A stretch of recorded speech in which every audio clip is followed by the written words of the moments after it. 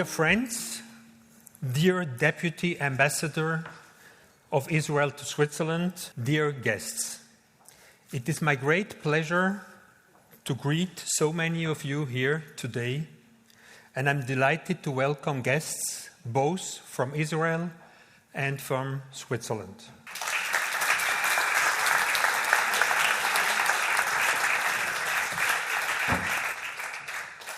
Ladies and gentlemen, welcome to Metropole.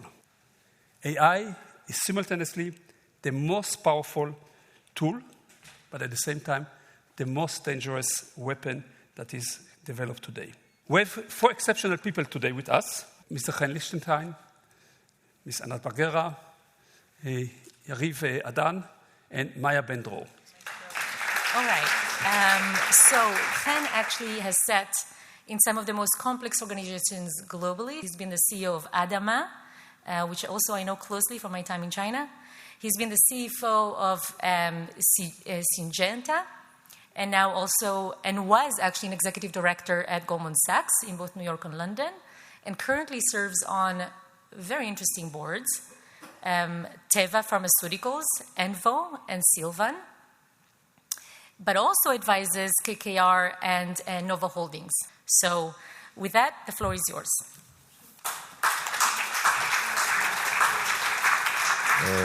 We have in the US, especially the West Coast of the United States, a huge wave of creation of business ideas, which is going together with a huge wave of capital flows and capital raising. The total market cap or valuation of all the companies on this side is $25 trillion. We see the companies in pretty much 3 or 4 countries. It's China, Taiwan, South Korea, and to some extent Japan. They make everything. So if the US wants to build data centers the size of Manhattan, it's going to require a ton of money, electricity, cooling systems, and so forth. And there's already talking about 130,000 electrician jobs that are going to be missing. So if people are thinking what to study, what to learn, here we go. So that's the world the way I see it. It's basically interdependent and competitive. And if we're not part of what's going on in China and Taiwan and so forth, we need to think about elements that will still survive outside of these two ecosystems. The nice thing about defense and about cyber is that nobody wants to let go of control. So most likely there will be lots of opportunities to make investments also in agriculture in spaces that I'm very close to, because you can't take the fields away, right? So you have to do it somewhere locally. So we need to all be thinking in each one of our businesses where we want to focus our efforts given these waves of change that we're facing. Thank you. So our next speaker is Yariv. Yariv spent about 2 decades in Google, and he built AI products for consumers and for enterprise before we even knew that there was an AI layer behind them. He left Google and formed Ellipsis Ventures Capital, where he is boldly investing in early-stage AI and deep tech, and he comes with a conviction about how the future of AI is going to reshape our environments. So we'd love to hear from you on how that unfolds. Here you go. Your stage is yours.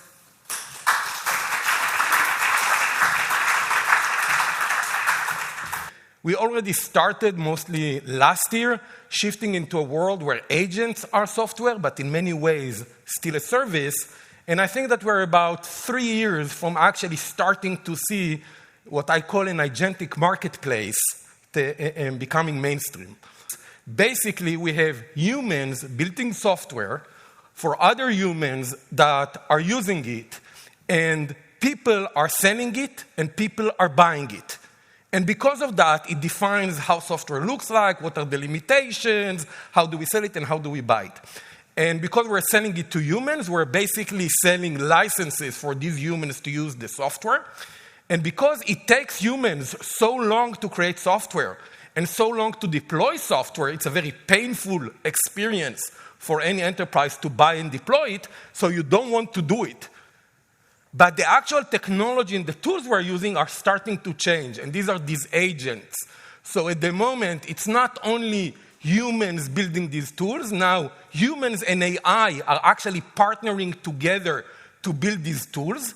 As a result, it's actually much faster and much cheaper and much less expertise to build these tools. So we said, can we do it differently? Can we do a fund that has only 2 employees, the 2 GPs, and everything else is done by AI?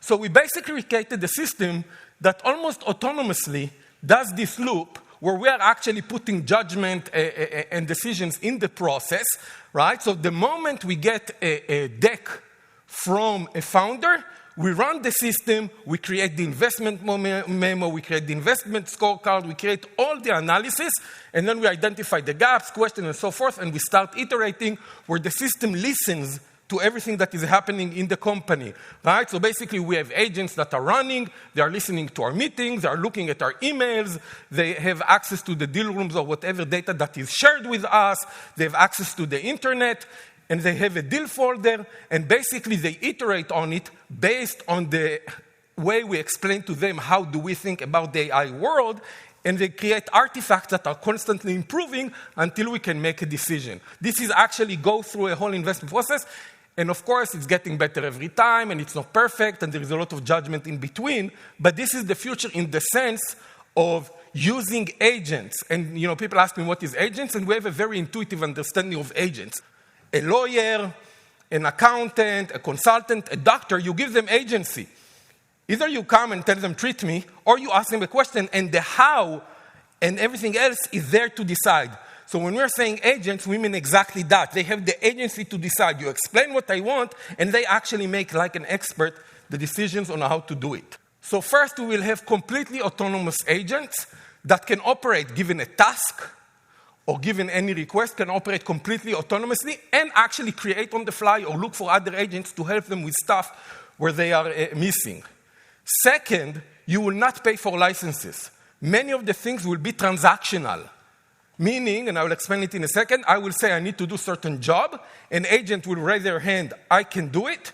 I can actually bring the agent into my company. I don't need to share any data. An agent is just a piece of code. The cool thing here is that we're moving from a world of trust. Trust is a proxy. Trust is not real. You cannot test everything in the world, so you are building on trust because you're saying, okay, this brand or whatnot, I assume they can do the work. But with agent, you can actually prove that you can actually solve this kind of problem. So you can actually do deals with parties that you do not know in an open marketplace. And what I expect that will happen, there will be third parties that will be experts in insurance that will come and say, hey, we actually are supporting this agent and are willing to insure or escrow the deal in order to make sure that it goes, right? So all of these very automated, self-running, huge marketplace that will replace many of the software that we are seeing today.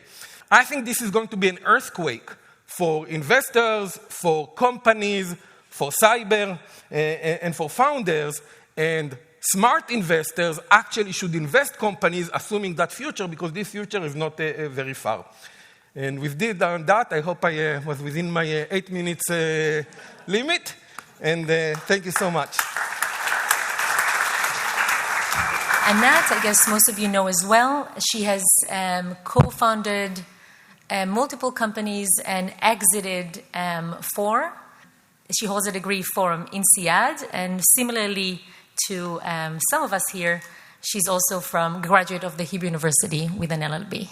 So Anat, thank you so much for being a female leader in that space for so many years. This is an inspiration, and come over to the stage.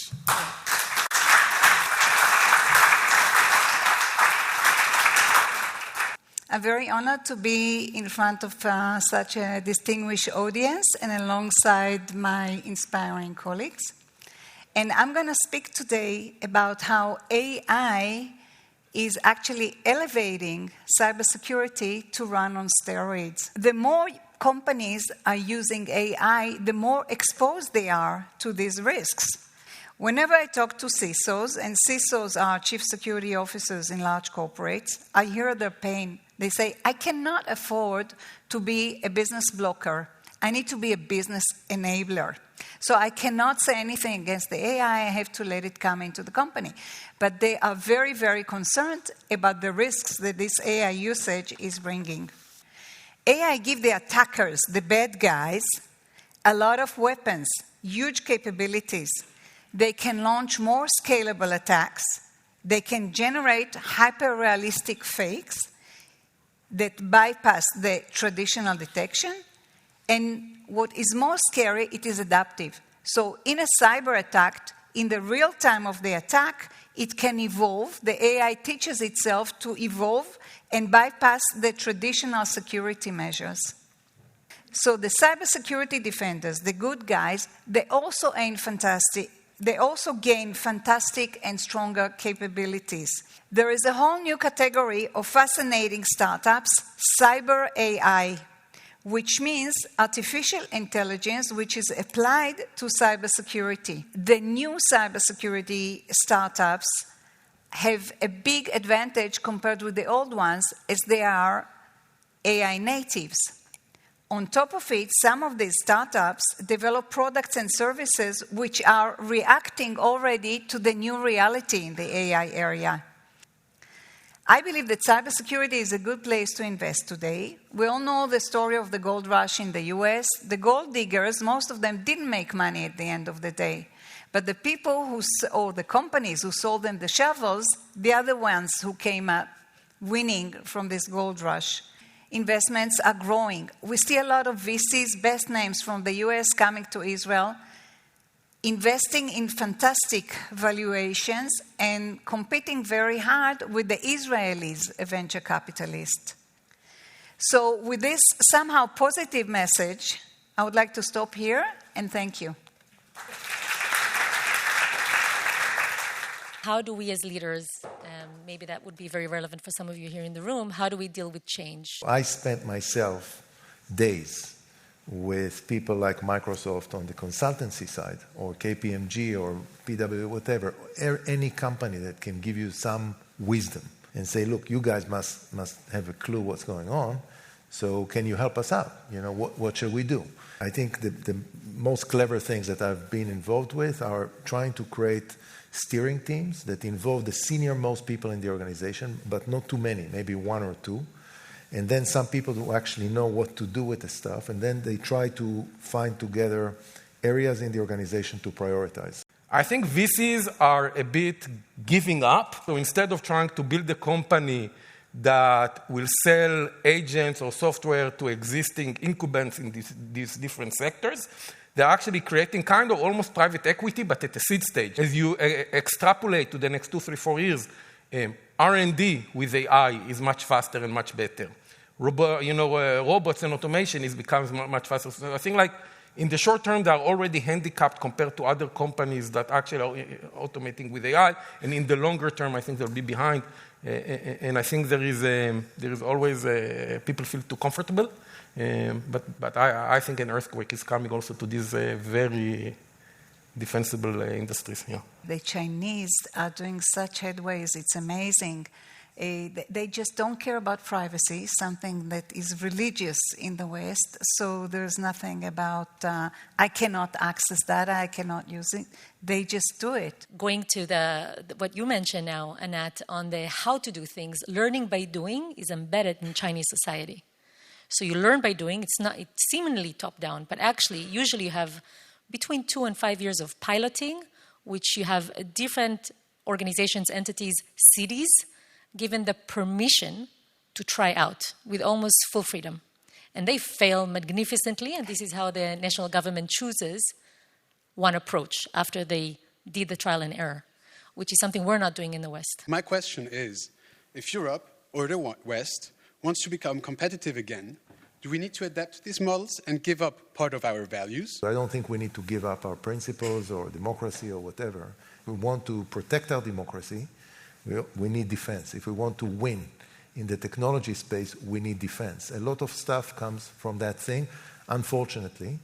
Also cybersecurity, you ask yourself, why are we human beings wasting so much energy and time attacking each other and defending ourselves, right? So it's all kind of waste. Europe is old and lazy. The US is ambitious. And China is like many smart people. But that assumes that people are the unit of creativity. People are working and stuff. Once AI and robots take over, Europe wins, right? Like, all you need to make sure is like that actually we have energy. So actually, I think that the US and China are building their defeat. We just need to make sure that we'll have compute and energy, yeah. We have to be alert. I think there will be a lot of good things that will come from it, no doubt. But there will be also very negative things that will come from it, also no doubt. Thank you. Thank you Thank so you. much. Thanks. Enjoy lunch.